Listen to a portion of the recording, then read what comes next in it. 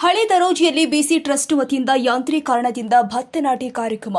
ಶ್ರೀ ಕ್ಷೇತ್ರ ಧರ್ಮಸ್ಥಳ ಗ್ರಾಮಾಭಿವೃದ್ಧಿ ಯೋಜನೆ ಬಿಸಿ ಟ್ರಸ್ಟ್ ವತಿಯಿಂದ ಯಾಂತ್ರೀಕರಣ ಬಳಕೆಯಿಂದ ಭತ್ತ ನಾಟಿ ಮಾಡುವ ಪದ್ಧತಿ ಅನುಷ್ಠಾನ ಕಾರ್ಯಕ್ರಮವನ್ನು ಹಳೆ ದರೋಜಿ ಗ್ರಾಮದ ರೈತ ರಾಮು ಅವರ ಗದ್ದೆಯಲ್ಲಿ ಯಂತ್ರ ಶ್ರೀ ಮೂಲಕ ಭತ್ತ ನಾಟಿ ಮಾಡಲು 10 ಎಕರೆ ಸಸಿ ಮಾಡಿ ತಯಾರಿಕೆ ಹಾಗೂ ಯಂತ್ರ ಶ್ರೀ ಬಗ್ಗೆ ತರಬೇತಿ ಕಾರ್ಯಕ್ರಮ ನಡೆಸಲಾಗಿದೆ. ಕಾರ್ಯಕ್ರಮದಲ್ಲಿ ಯೋಜನಾಧಿಕಾರಿಗಳು ಆದಂತಹ ಹಾಲಪ್ಪ ಭಾಗವಹಿಸಿ ರೈತರಿಗೆ ಯಂತ್ರಶ್ರೀ ಅನುಷ್ಠಾನ ಹಾಗೂ ಸೌಲಭ್ಯಗಳ ಬಗ್ಗೆ ಮಾಹಿತಿ ಕೊಟ್ಟಿದ್ದಾರೆ. ಇದೇ ಸಂದರ್ಭದಲ್ಲಿ ಸಂಡೂರು ಕೃಷಿ ಇಲಾಖೆ ಸಹಾಯಕ ಕೃಷಿ ನಿರ್ದೇಶಕರು ಆದ ಮಂಜುನಾಥ್ ರೆಡ್ಡಿ ಅವರ ಸಂಪನ್ಮೂಲ ವ್ಯಕ್ತಿಯಾಗಿ ಆಗಮಿಸಿ ರೈತರಿಗೆ ಯಾಂತ್ರೀಕರಣ ಬಳಕೆ ಮಾಡಿ ಭತ್ತ ನಾಟಿ ಮಾಡುವ ಪ್ರಯೋಜನಗಳ ಬಗ್ಗೆ, ಹೆಚ್ಚಿನ ಇಳುವರಿ ಬಗ್ಗೆ, ಕಡಿಮೆ ಬೀಜ ಬಳಕೆ, ಕಡಿಮೆ ಸಮಯ ಬಳಕೆ, ಕೂಲಿ ಆಳುಗಳ ಸಮಸ್ಯೆ ನಿವಾರಣೆ ಬಗ್ಗೆ ವಿವರದ ಮಾಹಿತಿಯನ್ನ ಮಾರ್ಗದರ್ಶನ ನೀಡಿದ್ದಾರೆ. ಅದೇ ರೀತಿ ತಾಲೂಕಿನ ಕೃಷಿ ಅಧಿಕಾರಿಗಳು ಆದ ಸಂಜೀವ್ ಕುಮಾರ್ ಅವರು ಯಾಂತ್ರೀಕರಣ ಬಳಕೆ ಮಾಡಿ ಭತ್ತ ನಾಟಿ ಮಾಡುವ ಬಗ್ಗೆ, ಫಲವತ್ತಾದ ಮಣ್ಣು ಬಳಕೆ, ಟ್ರೈ ಬಳಕೆ, ನರ್ಸರಿ ರಚನೆ ಬಗ್ಗೆ ಮಾಹಿತಿ ಮತ್ತು ಪ್ರಾತ್ಯಕ್ಷಿಕೆ ಮಾಡಲಾಗಿದೆ. ಕಾರ್ಯಕ್ರಮದಲ್ಲಿ ಕೃಷಿ ಇಲಾಖೆ ಆತ್ಮ ಸಂಯೋಜಕರು ಕವಿತಾ ಧನಂಜಯ್, ತೋರಣಗಲ್ಲು ಕೃಷಿ ಅಧಿಕಾರಿ ಸಂತೋಷ್ ಹಾಗೂ ದರೋಜಿ ವಲಯದ ಮೇಲ್ವಿಚಾರಕರು ಆದ ರಾಜು, ಕಾಮನ್ ಸರ್ವಿಸ್ ಸೆಂಟರ್ ನಿರ್ವಾಹಕ ಮೋಹನ್ ಹಾಗೂ ಗ್ರಾಮದ ರೈತರು ಉಪಸ್ಥಿತರಿದ್ದರು. ಅನುಷ್ಠಾನ ಮಾಡಬೇಕು ಅಂತಂದ್ರೆ 1 ಎಕರೆಗೆ 100 ಟ್ರೈ ಬೇಕಾಗುತ್ತೆ. 1 ಎಕರೆಗೆ 100 ಟ್ರೈ ಬೇಕಾಗುತ್ತೆ. ಇದನ್ನ ಮಾಡ್ಕೋಬೇಕಂದ್ರೆ ಟ್ರೈ ಬೇಕು, ಒಳ್ಳೆ ಫಲವತ್ತಾದ ಮಣ್ಣು ಬೇಕು. ಫಲವತ್ತಾದ ಮಣ್ಣು ನೀವು ಎಲ್ಲಿ ತರೋದು ಬೇಡ. ನಿಮ್ಮ ಗದ್ದೆಯಲ್ಲಿರುವಂಥದ್ದು ಮಣ್ಣನ್ನೇ, ಒಟ್ಟಿನ ಮಣ್ಣಾಗಿರ್ಬೋದು, ಗದ್ದೆಯಲ್ಲಿರುವಂಥ ಮಣ್ಣನ್ನಾಗಿರ್ಬೋದು, ಅದನ್ನು ತೆರಡಿ ಇಡ್ಕೋಬೇಕು. ಇದರಲ್ಲಿ ಕಸ ಕಟ್ಟಿ ಕಲ್ಲುಗಳು ಬರಬಾರ್ದು. ಕಲ್ಲುಗಳು ಬಂದರೆ ಇವತ್ತು ನಮ್ಮ ಮಷೀನ್ ನಿಲ್ತದೆ, ನಿಮ್ಮ ಲೇಬರ್ ನಿಲ್ತದೆ, ಕೆಲಸ ನಿಲ್ತದೆ. ಯಾಕಂದ್ರೆ ಆ ಮಷೀನ್ ಸುತ್ತರ್ ಇರ್ತದೆ, ಹೀಗೆ ಕಟ್ಟಿ ತಗೋಬೇಕಾಗ್ತದೆ. ಕಲ್ಲು ಬಂದ್ಬಿಟ್ಟು ಅಂದರೆ ಆ ಸುತ್ತರ್ ನೀವು ಮತ್ತೆ ಕೂಲಿ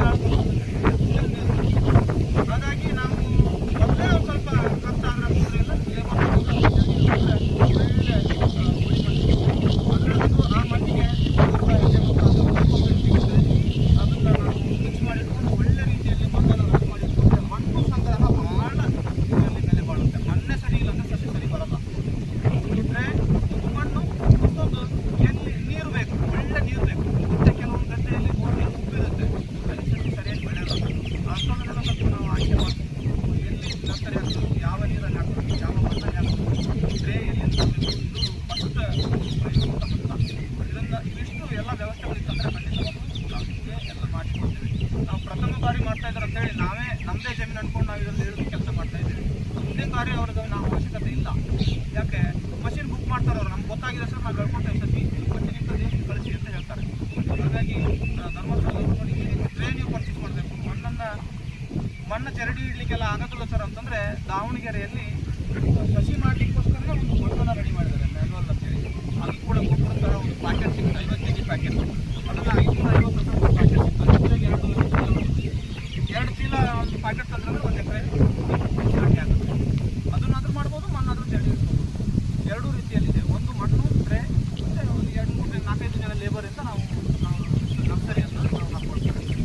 ಒಂದೊಂದು ಎಕರೆಗೆ ಮಾಮೂಲಿ ಪದ್ಧತಿಯಲ್ಲಿ ನೀವು 30-35 kg ಬೀಜ ಉತ್ಪಾದನೆ ಆಗಬೇಕು.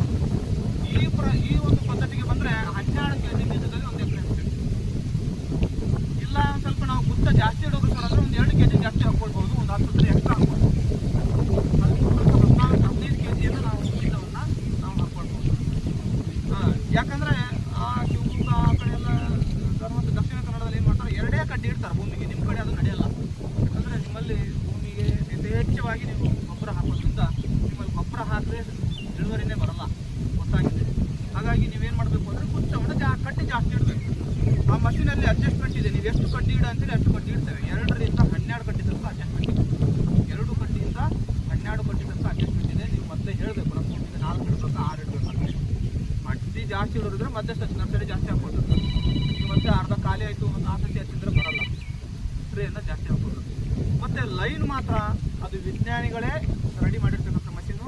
ಒಂದು ಲೈನ್, ಒಂದು ಸಾಲಿಂದ ಒಂದು ಸಾಲಿಗೆ 8 ಇಂಚ್ ಇರ್ತದೆ. 8 ಇಂಚು, ಹಿಂಗೂ 8 ಇಂಚು, ಹಿಂಗೂ 8 ಇಂಚ್ ಇರ್ತದೆ. ಅದರಲ್ಲಿ ಬದಲಾವಣೆ ಮಾಡಲಿಕ್ಕೆ ಆಗಲ್ಲ. ಸಾರಿ ಇದೊಂದು ಒಂಚೂರು ಕಡಿಮೆ ಆಗಬೇಕಿತ್ತು ಅನಿಸುತ್ತೆ ನಿಮಗೆ. ಬಟ್ ಅದು ವಿಜ್ಞಾನಿಗಳು ಮಾಡಿದ್ರಿಂದ ಸರಿಯಾಗಿ ಗಾಳಿ, ಬೆಳಕು ನೀವು ಹಾಕಿರ್ತಕ್ಕಂಥ ಸತ್ತು ಎಲ್ಲ ಬೇರಿಗೆ ಹೋಗಿ ತಲುಪೋದ್ರಿಂದ ಖಂಡಿತವಾಗೂ ಅದು ಬೆಳವಣಿಗೆ ಚೆನ್ನಾಗಾಗುತ್ತೆ, ಬಡ್ಡೆ ದಪ್ಪ ಬರುತ್ತೆ, ಇಳುವರಿ ಜಾಸ್ತಿ ಬರುತ್ತೆ. ಹಾಗಾಗಿ ಆ ಲೈನನ್ನು ನಾವು ಕಡಿಮೆ ಮಾಡಿ ಇಳುವರಿ ಬಗ್ಗೆ ಹೇಳಬೇಕು ಅಂತಂದರೆ ನಿಮ್ಮ ಮಾಮೂಲಿ ಪದ್ಧತಿಯಲ್ಲಿ ಎಷ್ಟು ಬರ್ತಾ ಇದೆಯೋ ಅದಕ್ಕಿಂತ ಕಡಿಮೆ ಅಂತ ಬರಲ್ಲ, 4-5 ಚೀಲ ಹೆಚ್ಚು ಅಂದ್ಕೊಳ್ಳಿ. ಹೌದಲ್ವಾ? ಹೌದಲ್ವಾ?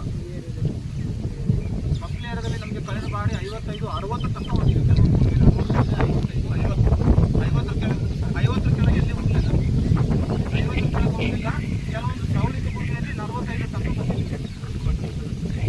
16 ದಿನಕ್ಕೆ ವಿಜ್ಞಾನಿಗಳ ಪ್ರಕಾರ 16 ದಿನದ ಎಳೆ ಸಸ್ಯವನ್ನು ನಾಟಿ ಮಾಡಬೇಕು. ನಿಮ್ಮಲ್ಲಿ ಪದ್ಧತಿ ಏನಿದೆ ಅಂದರೆ ಸ್ವಲ್ಪ ಬಲ್ಕ್ ಸಸಿ ಹರಡಿರುವ ಸಸಿಯನ್ನು ನಾನು 90 ದಿನ ಇದನ್ನು ಕೂಡ ನೋಡಿದ್ದೇನೆ.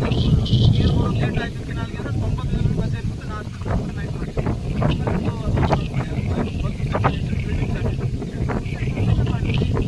ಪ್ರಯೋಗ ಮಾಡಿ ನೋಡಿ. ನೀವು ಎಳೆ ಸಸ್ಯವನ್ನು ಇದ್ದಾಗ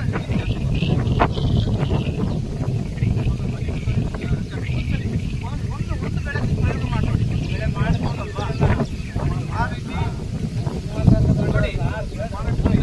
ಇದನ್ನು ಮಾಡೋದ್ರಿಂದ ಬೀಜದಲ್ಲಿ ಉಳಿತಾಯ ಮಾಡ್ಬೋದು, ಲೇಬರಿನಲ್ಲಿ ಉಳಿತಾಯ ಮಾಡ್ಬೋದು, ಸಮಯದಲ್ಲಿ ಉಳಿತಾಯ ಮಾಡ್ಬೋದು.